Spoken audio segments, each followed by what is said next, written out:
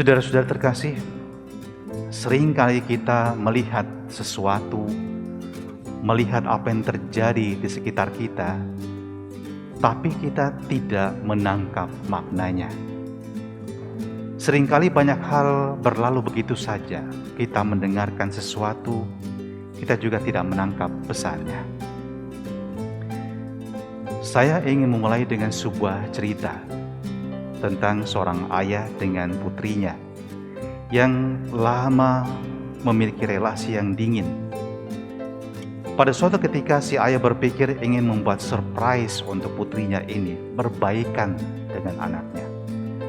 Dan dia pulang masuk ke kamar putrinya ini dan memberikan kepadanya sebuah hadiah istimewa, sebuah kalung emas.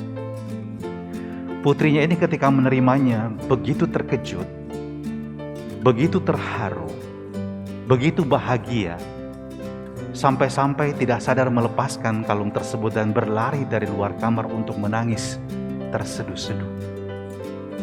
Dan ketika dia sudah siap untuk masuk ke kamarnya kembali, dia sangat terkejut karena si ayah telah memberikan kalung tersebut, mengenakannya kepada anak dari putrinya yang lain atau kepada cucunya. Dan belum selesai rasa terkejut ini, dia mendengarkan ayahnya mengatakan, "Saya berikan kalung itu kepada ponakan kamu karena saya pikir kamu tidak suka kalung tersebut."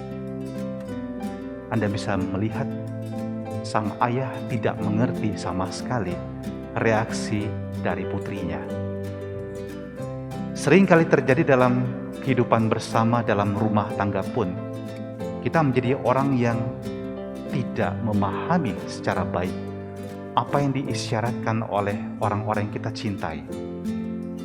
Contoh lain, seorang istri datang kepada suaminya yang lagi asik duduk dengan gadgetnya dan mengatakan, "Saya capek, saya mau pergi jauh dan jauh."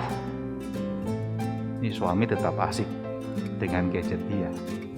Dia ulang lagi, "Saya mau pergi jauh sejauh-jauhnya." Si suami tidak terlalu peduli. Si istri pergi, balik kembali dan mengatakan, "Saya marah sekali dengan ini, persoalan ini dan ini dan ini." Lalu si suami angkat kepalanya dan mengatakan, "Kalau begitu beritahu saya masalahmu apa dan saya kasih kamu solusi." Ini saudara-saudari laki-laki sering disebut sebagai kesatria pemecah masalah. Kadang-kadang wanita itu pengen didengarkan, laki-laki harus segera memberi solusi. Dan si istri mengatakan kepada sang suami, "Kenapa aku tidak memberitahu kepada kamu mengenai masalah saya? Karena kamu tidak mendengarkan saya. Saya berkata saya mau pergi jauh. Kok diam saja?" Si suami mengatakan apa? "Ya karena saya pikir kau suka pergi jalan-jalan. Dan memang kau suka jalan-jalan. Tapi itu bukan poinnya." Si suami gagal menjadi pendengar yang baik.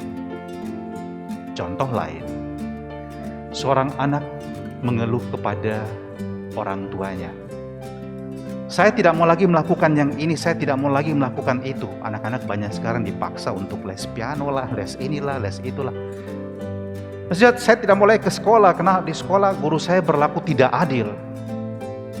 Lalu mamanya mengatakan, "Nah, uang sekolah itu sekarang mahal. Kamu sekolah di sekolah yang mahal. Kamu tetap lakukan ini, tetap lakukan itu. Gurumu itu bersikap seperti itu supaya teman-teman kamu tidak cemburu sama kamu." Dan apa yang terjadi saudara-saudari, beberapa waktu kemudian anaknya ini bunuh diri. Dan kedua orang tuanya mengatakan, "Mengapa dia tidak memberitahukan kepada kami apa persoalannya?" Padahal orang tuanya justru tidak mendengarkan dan tidak memberikan diri untuk menjadi pendengar yang baik. Banyak fenomena yang terjadi sekitar kita dalam kehidupan kita, dan kita gagal menjadi orang yang dapat melihat dengan baik, mendengar dengan jelas dan memahami pesannya untuk kehidupan kita. Dan betapa sering kita menghancurkan relasi kita dengan orang-orang yang paling kita sayang Karena justru kegagalan kita menjadi orang yang melihat, mendengar, dan memahami. Dibutuhkan lebih dari sekedar mata yang indera untuk melihat ini. Lebih dari sekedar telinga untuk mendengarkan, sebab manusia membutuhkan hati dan perasaan. Membutuhkan intuisi. Dan itu hanya kita miliki kalau kita belajar membuka diri dan memahami apa yang terjadi dalam kehidupan kita. Bacaan pertama dari kitab Nabi Yesaya menggambarkan dengan sangat indah bahwa karya penyelamatan Allah itu dimulai dengan membuka mata orang buta, telinga orang tuli, mulut orang yang bisu, orang lumpuh dapat melompat seperti rusa. Sebuah gambaran bahwa manusia yang tidak berdaya diberdayakan kembali dengan membebaskan mereka dari belenggu yang membuat mereka tidak dapat menikmati kehidupan dan tidak bahagia. Saudara-saudari, Anda seberapa banyak uang pun kalau Anda lumpuh tidak ada gunanya. Anda seberapa kaya pun kalau Anda sudah buta, tuli, itu juga tidak berarti. Maka kebahagiaan paling mendasar adalah manusia dibebaskan dari belenggu yang membuat manusia tidak bahagia.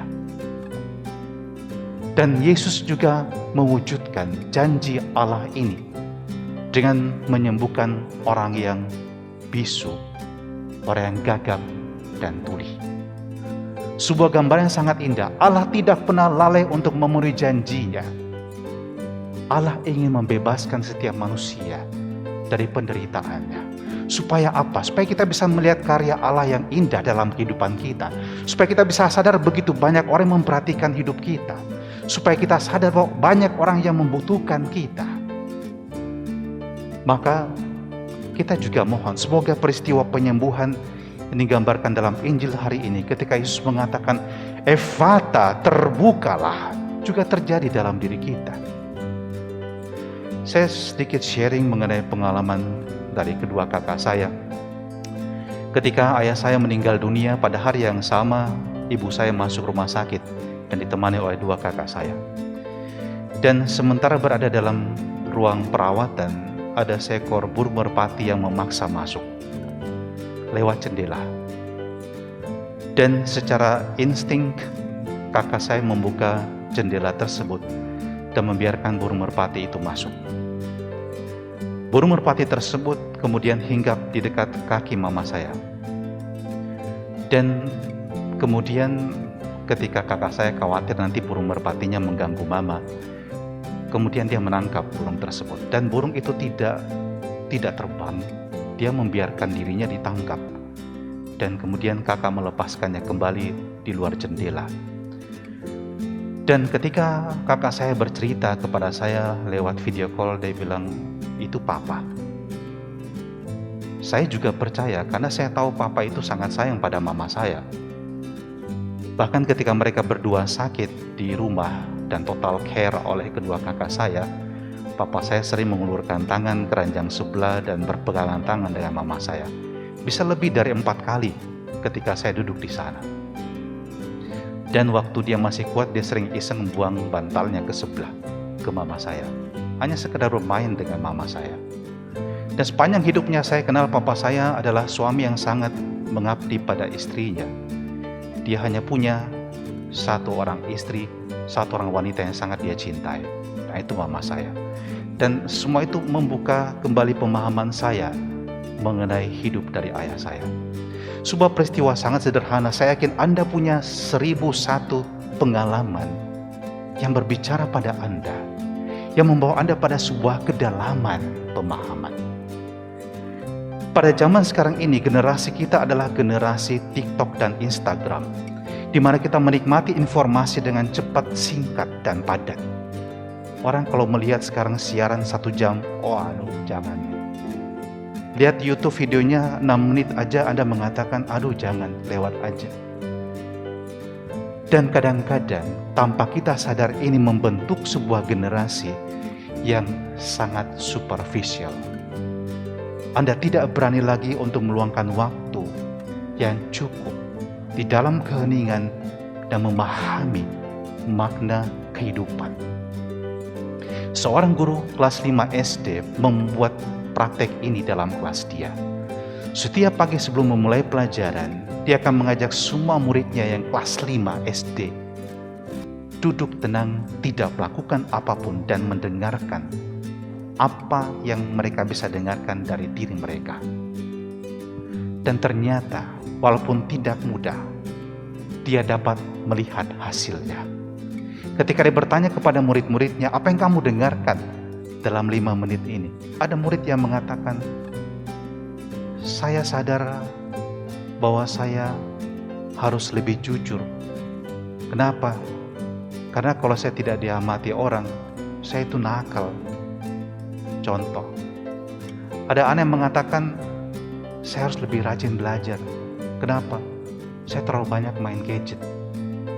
Ini contoh saudara-saudari, 5 menit aja kita bisa mendengarkan suara Tuhan yang menyapa kita. Dan kalau kita membandingkan dengan bacaan Injil hari ini, ketika Yesus menyembuhkan orang yang gagap dan tuli ini, perhatikan, Yesus memisahkannya dari orang banyak. Yesus tidak mengadakannya di tengah keramaian. Dan disitulah Yesus berkata, ketika dia berhadapan dengan orang ini, Efata, terbukalah. Maka di bulan kitab suci ini, bulan September adalah bulan kitab suci. Berikan waktu untuk mendengarkan sabda Tuhan. Berikan waktu untuk merenungkan sabda Tuhan. Dan sabda Tuhan itu bukan hanya membaca kitab suci, tapi Anda belajar untuk memahaminya. Belajar melihat sabda itu menjadi nyata, mendarah dan mendaging dalam pengalaman hidup kita yang konkret.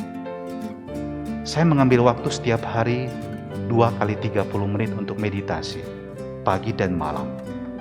Untuk memberikan waktu pada diri saya, mempersiapkan diri menghadapi hari, dan meresapkan apa yang sudah terjadi.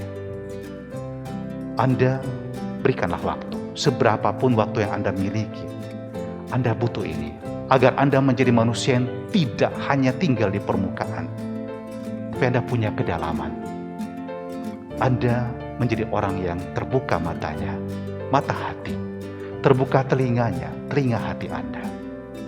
Dan hal ini akan membuat hidup Anda menjadi lebih berarti. Anda akan menjadi lebih bersyukur.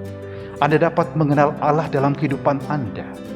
Dan Anda belajar untuk menerima apa yang terjadi, meskipun tidak sesuai dengan rencana Anda, dengan penuh kepasrahan. Amin.